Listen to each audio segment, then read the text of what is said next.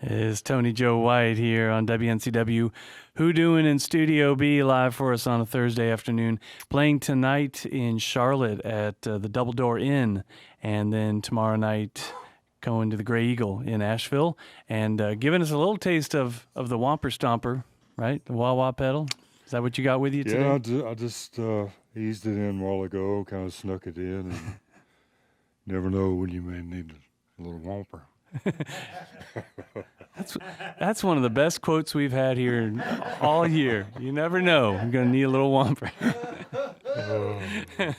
and being the king of swamp rock and these great swamp stories, you know how to sneak things in too. You've learned a bunch about the swamp back in the day.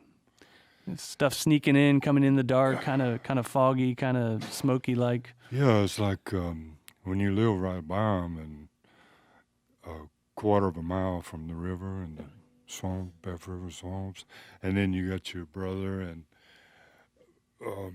mom and dad telling you about stories and stuff, things that moves around and fireballs lighting on the side of the wall and stuff like that. And those things kind of stick with you, man, through the years. Yeah. On this particular album, I've always had a few like through the years, but it seemed like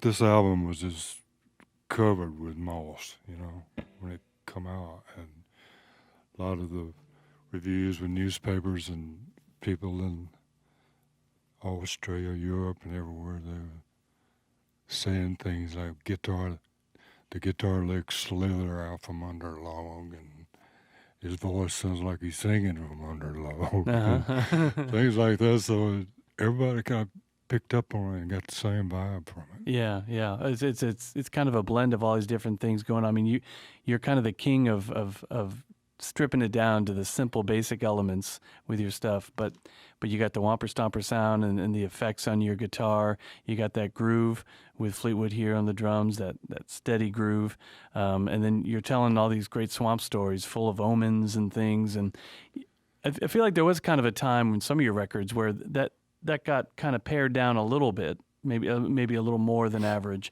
but you still had a real consistent sound. Is there something that made you kind of come back to a lot more of the swamp sound these last couple ones? Just sort of the feel? I think it was just a thing that was happening. The songs I was writing was, all of a sudden they got in this one pile like a bunch of snakes, and they was all hanging together. And Yeah. And Jody, my son, who does the producing and everything, Fleetwood's on drums, and we had a little bass with it. The Troll, that's who's on bass. So we got all these people in there that, not all, but it's three of us, and most of them are believers in spook, ghosts, things like that, and happenings and omens. So it's like everybody that was playing felt it. Yeah.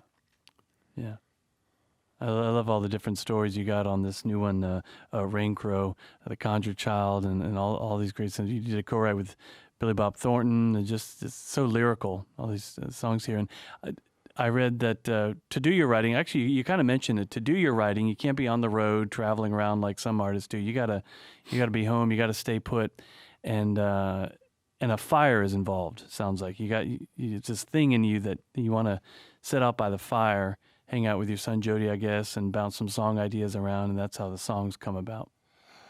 I think probably 98% of all the songs was by a campfire, but it's usually me and a guitar and the fire. Hardly anyone ever comes around when I've got a fire going out there. This one dude, and he was writing something from London, and he said the songs made him feel like he would like to hang out with me and sit by the fire and hear the guitar, and songs had such a good feel, and then at the bottom of that it said, and then again maybe I shouldn't be around him at all. So it was like, it kind of spooked him a little bit. Yeah. We don't mean to spook people. You're just, No, it's saying like what you see, right? yeah, it's like the song "Tell Me a Swamp Story" on the end. When I was a little boy, like 7 or 8, I'm telling my brother or my dad or one of the older girls to tell me a swamp story, something to help me sleep, help me get sleepy. And usually those stories were spooky. So I think that's the whole thing about all of it is tell me a swamp story. Right on. Well, tell us another one in the song. Tony Joe White.